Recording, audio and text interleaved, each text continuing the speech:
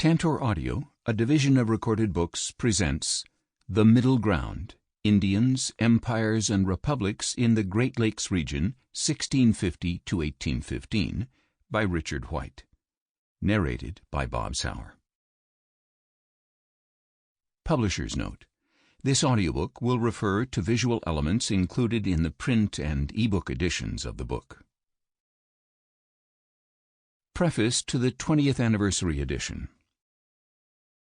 It has been 20 years since I wrote The Middle Ground, and since then the book has led an interesting life without me. It has jumped disciplines, moving into literary criticism, anthropology, archaeology, and political science, and it has traveled the world, not just to other parts of North America, where I expected it to go, but also to Africa, Asia, Australia, and Europe. And it has time-traveled all the way back to antiquity in some cases. I recognized soon after the book was published and achieved its initial success that what was good for a book might not be so good for its author. The danger in my case was that I would be trapped in the book and would spend the rest of my career sitting as the judge in the court of the middle ground. I would have to rule on whether any given example dragged into my court was an actual middle ground or a set of ordinary compromises posing as something grander. There were several reasons why I wanted no part of this. The first was that the suspects came from worlds that I often knew little about. It took me 10 years to write The Middle Ground, and the joy of it was the basic pleasure of writing any history.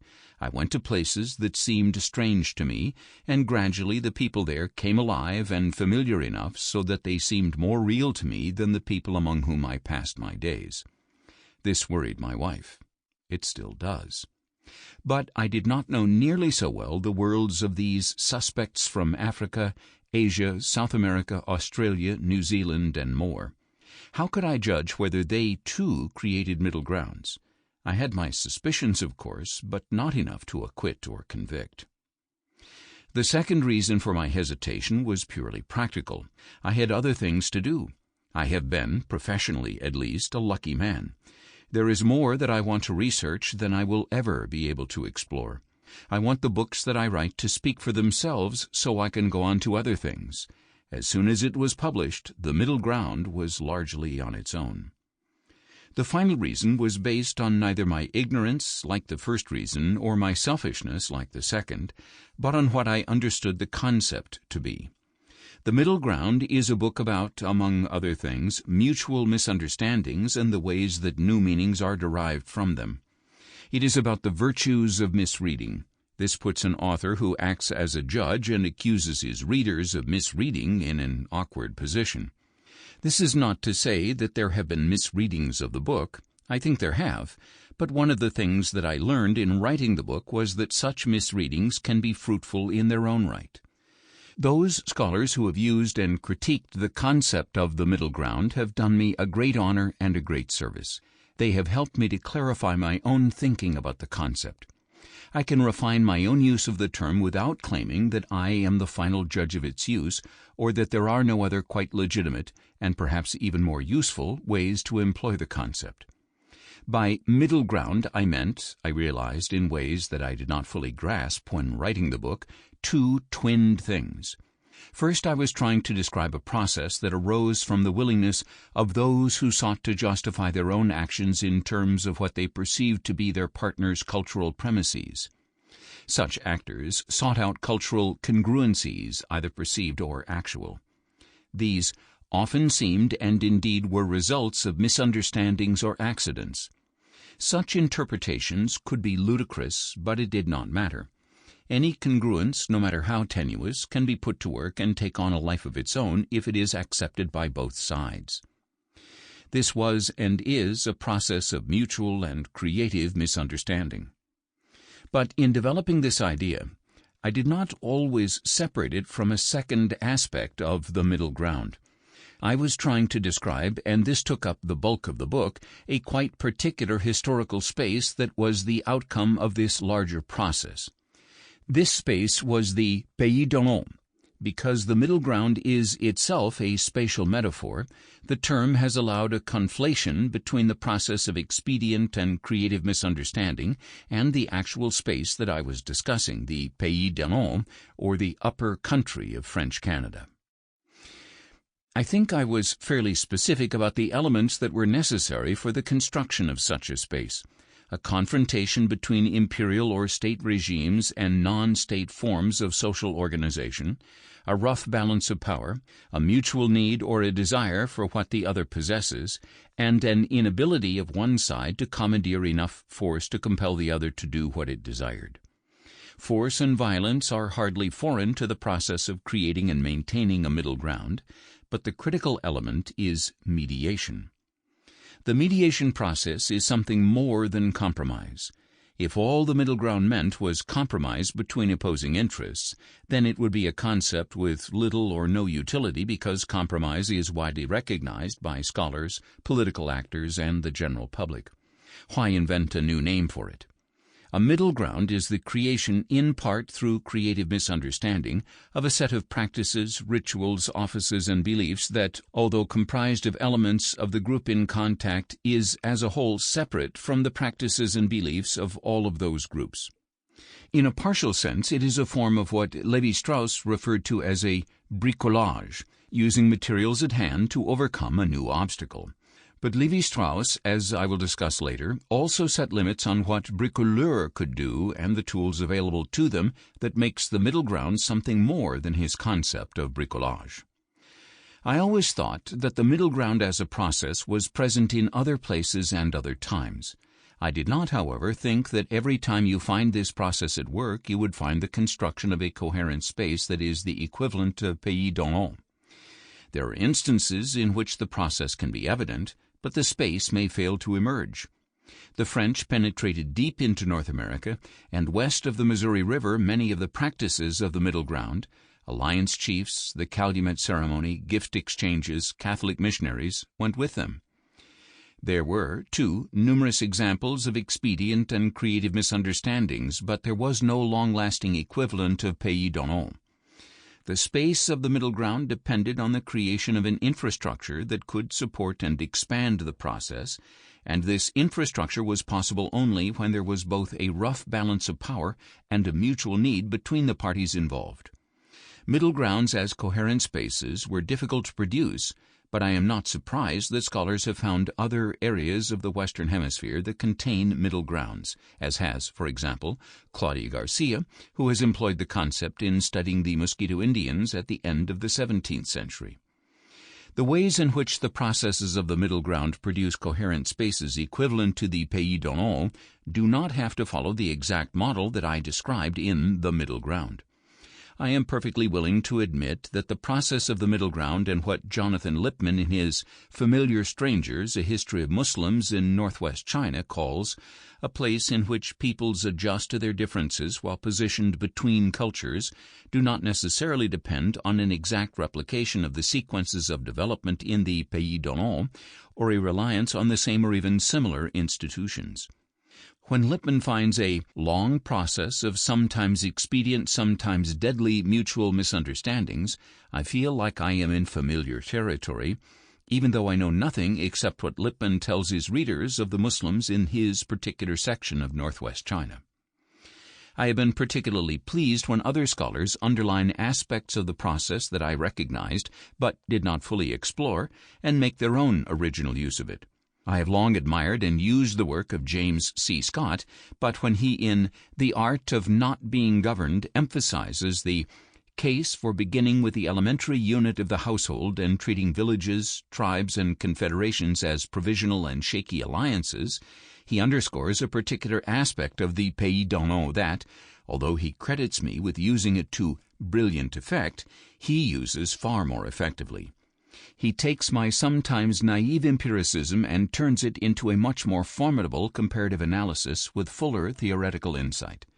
Scott is interested in zones of insubordination, particularly shatter zones in which fragments of larger groups seek sanctuary and opportunity beyond the reach of states or conquerors.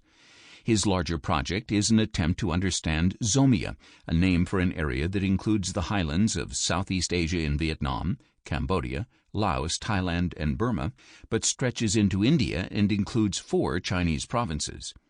These areas were used as a refuge over centuries for people in flight from state-making projects who came to form a vast state-resistant periphery.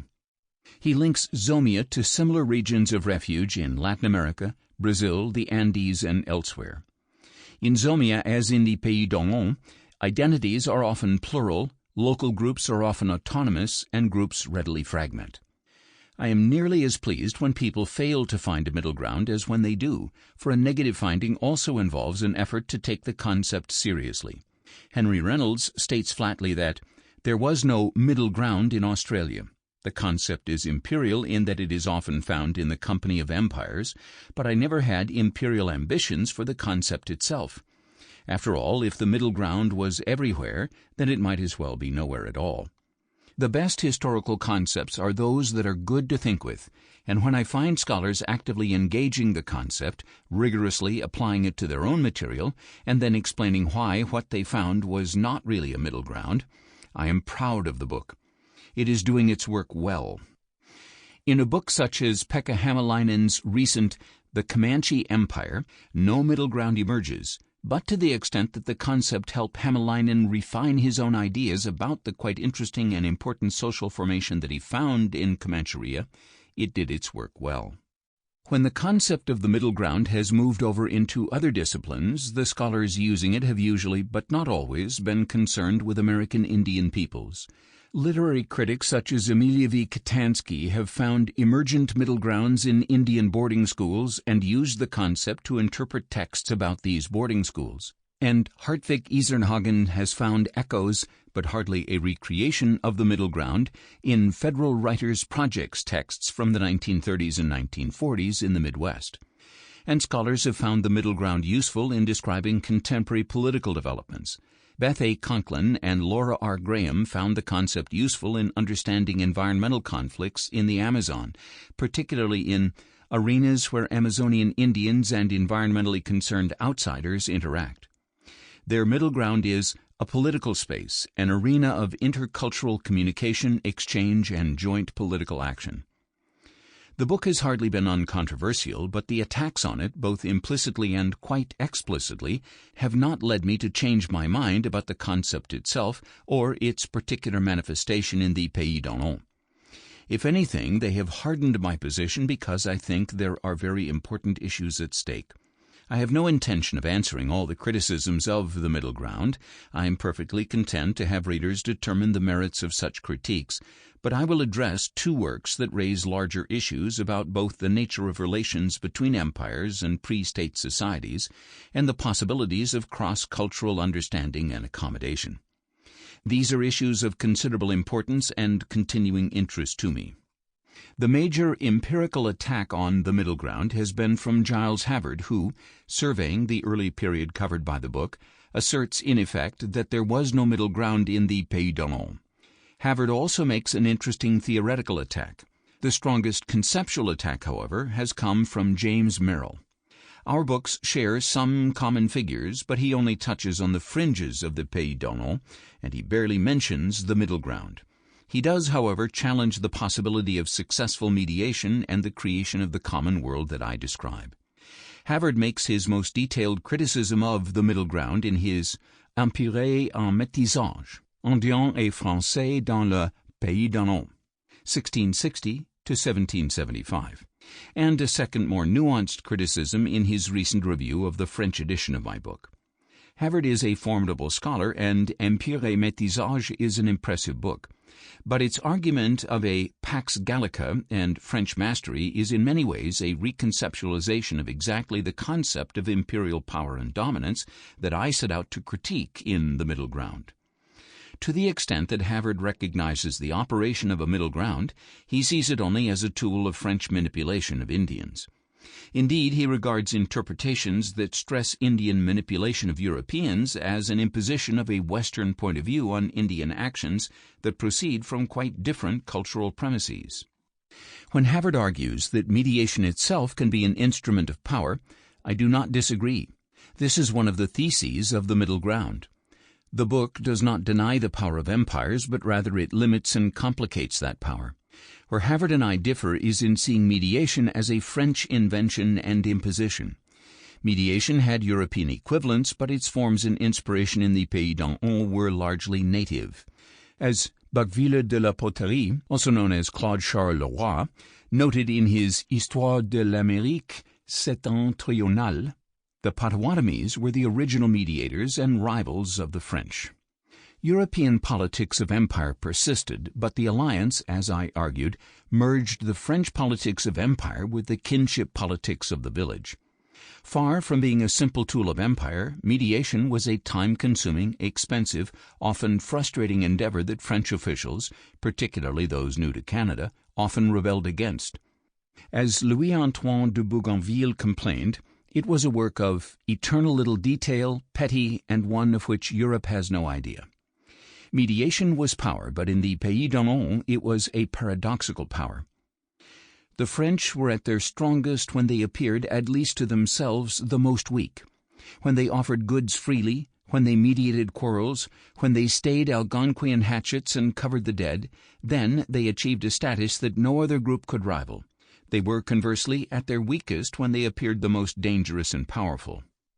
When Onontio, either for his own reasons or at the urging of his allies, abandoned mediation and deployed force, then his special status began to dissipate. One welcomed a kind father, one sought protection against a vengeful father. The logic of the alliance could not easily encompass a father who participated in, rather than settled the quarrels of his children. Havard not only wants to resurrect a quite old-fashioned imperialism in which Europeans always command, but he also appeals to a now old-fashioned structuralist anthropology rooted in a simplification of the more problematic assumptions of Claude Lévi-Strauss. Havard has caused me to return to the work of Lévi-Strauss, who at one point had a great influence on my thinking, and whose work and boldness I admire. When Havard accuses me of ignoring the differences between hot societies, historical, progressive, cumulative, and cold societies, so-called primitive societies removed from history and progress and devoted to cyclical repetition, he is right. I do not accept rigid distinctions between people of history and people both without history and who refuse to understand their experiences historically. The societies that created the middle ground were hybrid. They certainly have ritual means to deny the disruptions of history, to restore all to a balanced and anterior state. But not only are these rituals themselves very often new and historical, but they could be consciously created and manipulated to achieve new ends. They were meant to shape events and create, if necessary, new structures. I think virtually all societies contain aspects of cyclical and historical thinking, but in this I am not that different from Lévi-Strauss at his more nuanced. Lévi-Strauss was a brilliant, complicated, and, over the course of a long life, not always consistent thinker. His structuralism made him inclined to begin with binaries, and he certainly believed that the characteristic feature of the savage mind is its timelessness. Its object is to grasp the world as both a synchronic and a diachronic totality. His views became more nuanced and complicated over time. It is easy to miss this nuance because the connotation of the very term savage mind, the English title of his classic work, distorts his arguments. He intended to distinguish between ways of thinking, mythical or wild on the one hand and scientific on the other, in all human beings rather than create a typology of societies. But because virtually all of his examples were drawn from pre-modern and non-state societies where his wild thinking predominated, it became very easy to read him as creating a dichotomy between savage societies and the civilized. He had so often to deny the accusations of formalism and idealism leveled against him, and to cite his advocacy of historical interpretations because his histories sometimes seemed so hypothetical and his categorical thinking was so pronounced. To see an historian such as Havard citing the more ahistorical aspects of Lévi-Strauss is doubly odd. First, because the received idea of Indian peoples as being either a people without history or a cold society incapable of thinking historically would seemingly be the first thing an historian would question, and second, because it neglects the odd dance Lévi-Strauss did with history. He embraced it in one place and implicitly denied its reach in others. He defined the ambition of the historian as striving to reconstruct the picture of vanished societies as they were at the points which for them corresponded to the present, while the ethnographer does his best to reconstruct the historical stages which temporally preceded their existing form. Typically he began with a simple binary division. Anthropologists studied diversity in contemporary space. Historians study diversity across time. This is a division of labor few modern historians would accept, but neither is it one that Levi-Strauss clung to very consistently. He often made a more expansive history part of his anthropology. In a 1960 interview, Levi-Strauss clarified his explanation of what he meant by a haut society. "We try to define," he said, "ourselves in opposition to our ancestors. Change is thus much more rapid. We are not only aware of the existence of history, but we wish, with the knowledge we have of our past, to reorientate the future, legitimize or criticize the evolution of our society. Haut, in this sense of ourselves as living in a world different from our ancestors and using the knowledge we have of our past to reorientate the future, is quite close to what many historians mean when they use the term modern. Hot and cold societies were, to Levi-Strauss, poles, and actual societies existed along a continuum. He did not intend to describe societies with utterly discrete and incommensurate ways of thinking. A fundamental thrust of The Middle Ground is to assert that Indian peoples in the Pays d'Onan were modern, a people of history whom events had forced to charter a new and dangerous route into the future.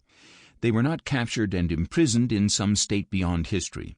I do not expect that Levi-Strauss would have agreed with me, but neither would I expect him necessarily to take Havert's position. When Levi-Strauss attacked Sartre for creating an ahistorical prison in which each subject's group and period now takes the place of timeless consciousness, and for the egocentricity and naivety of thinking that existential truth lies in a single historical epoch in the West, he was arguing for porous and social boundaries and comprehension across time and space. In 1952, with the shock of World War II and fascism still quite fresh, Levi-Strauss wrote a little book, a pamphlet really, for UNESCO entitled Race and History. Parts of it are now quite dated, but much of it remains compelling and fresh. Embedded in it is an argument against the idea of cultures as hermetically sealed containers incapable of a true judgment of any other, since no culture can lay aside its own limitation. His ideas of how colonized peoples adjust to the presence of colonizers were sketchy, schematic, and anecdotal, but he clearly recognized that the results were in large part a product of power, and that in conditions of roughly equal power societies adjusted without necessarily surrendering their Weltanschauung. But more than this, he asserted that all cultural progress depends on a coalition of cultures, and that the paradoxical challenge of historical change is that human progress in the widest sense depends on both overcoming difference through coalitions and reproducing difference, because human vitality depends on diversity. In this very broad sense, what Levi-Strauss thought as the modern challenge was the one prefigured in the Pays d'Onan and On the Middle Ground. Whether I cite a debt to or a difference from Levi-Strauss thus depends on what particular aspect of his thought is at issue. When he deals in typologies, then I make little use of his work, but he often creates concepts and metaphors that can be expanded beyond his own use of them. His idea of bricolage is a brilliant metaphor, but to the extent that he imagined it as a mark of a closed system in which those within are unable to imagine the kind of design and technique that he takes as a mark of science, then the concept is not very helpful to me. But there is no reason that bricolage has to be kept pure and confined to pre-modern societies. Bricolage can reach out to include new elements, including those Levi-Strauss marked as modern or scientific. In such combinations, it can create the kind of calculated change that we see as a mark of modernity. A leader such as Tecumseh could be, for example, considered a bricoleur, but he was also modern and revolutionary. James Merrill's critique of The Middle Ground in his book Into the American Woods is more implicit than explicit. It is in some respects virtually the opposite of Havard's, because where Havard sees overwhelming colonial power and portrays mediation as a successful European tool that ensured domination, Merrill portrays mediation as relying heavily on Indian diplomatic practices. And in the broadest sense, Merrill's trajectory of Indians as a people who once mattered to Europeans because they were both threatening and necessary, but who became specimens to be pitied or studied, is the trajectory of the middle ground. In its ultimate implications, however, it is quite similar, because he too questions the possibility of accommodation in contests between imperial powers and non-state actors.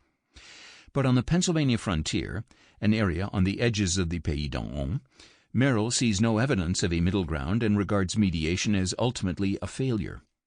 The mediators themselves were unable to see past their differences in order to embrace their similarities. If all Merrill contended was that mediation failed and no middle ground emerged in Pennsylvania, it would hardly count as a critique of the middle ground, because I never claimed that the whole colonial world was the Pays d'en-Haut, and my middle ground emerged among the French, not the British. But Merrill's study is not so easily dismissed. Some of the figures in his book, The Montours, George Crowan, are also central figures in mine. But again, it is entirely possible that people who succeed in one arena fail in another.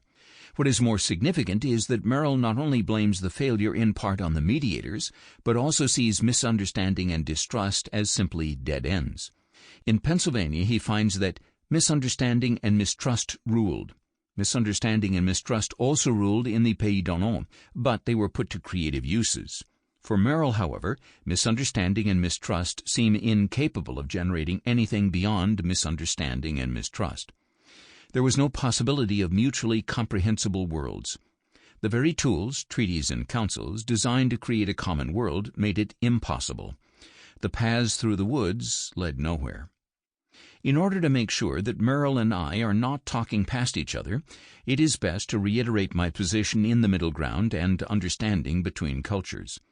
One of the books that most helped me in thinking about the middle ground was Greg Denning's wonderful Islands and Beaches. Denning was quite literally describing contact along the beaches of Polynesia, but he turned it into a metaphor of contact zones, beaches, and the existing native cultures not fully visible from the beaches.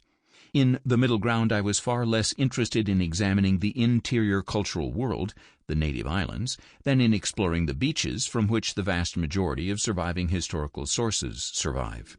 In Denning's terms, the middle ground was a kind of beach. A native world existed beyond it and was sometimes visible from it, but the existence of the beach did not depend on Europeans fully grasping or sympathizing with what went on within the island.